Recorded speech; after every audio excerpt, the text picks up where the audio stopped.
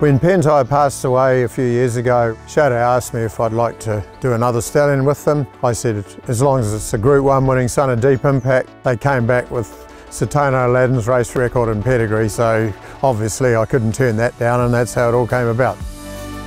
He was group placed as a 2-year-old, and then he won his lead-ups to the Derby over 2,000 metres. And it was later in his career he was brought back to shorter distances, and he won his 2 Group 2s over 1,400, and then he won the Yoshida Kinnan, which is the most important Group 1 mile in Japan. Satono Aladdin jumping out of the ground, they hit the wire, Satono Aladdin!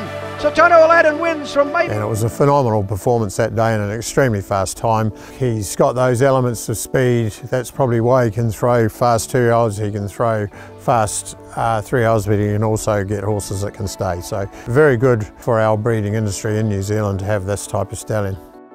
We love Satono Aladdin. I'm a great fan of the Japanese breeding empire. And with that deep impact blood coming to New Zealand, it was always going to work because they breed a very similar type of horse in Japan, naturally like we do in New Zealand. It's just, been a revelation to see Satono Aladdin click with the New Zealand mares. He's out of a Group 1 winning Stormcat mare, out of a Fapiano mare. Obviously Fapiano is a dam sire of Northern Meteor in Australia, out of a Nijinsky mare. And Nijinsky's been extremely successful in New Zealand over the years. All this combined with his race record and the fact that he is such an attractive looking horse made him the perfect fit for our stallion band. He's just got quality and scope and physicality. A magnificent 16.3 hand high. He's just a gorgeous specimen of a stallion.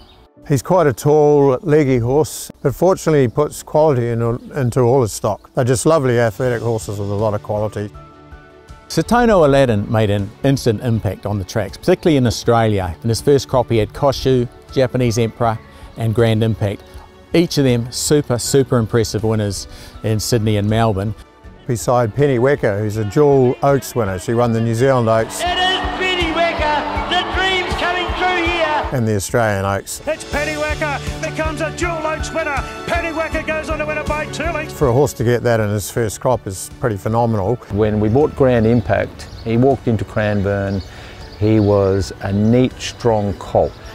Just the Satono Aladdin part of him I love. I think he's got plenty of turn of foot, stamina, and he's got great potential about him. If I see another nice Satono Aladdin, certainly I'm going to buy it. He's got a great crop of 3-year-olds at the moment, the likes of Lantern Way, Lupero Solitario, Tokyo Tycoon, all bred at Rich Hill. Tokyo Tycoon won the Karaka Million, won it like a freak horse, and he was the champion 2-year-old in New Zealand last season. Tokyo Tycoon, it was a Nova Wobbly, the Imperial Star, Tokyo Tycoon though, and they do it again, Tiago. He was champion 2-year-old sire last year. He was also leading 2nd season sire, and this year he's leading 3rd season sire. Everyone can see that he's producing the results, and the future bodes very well for Satono Aladdin.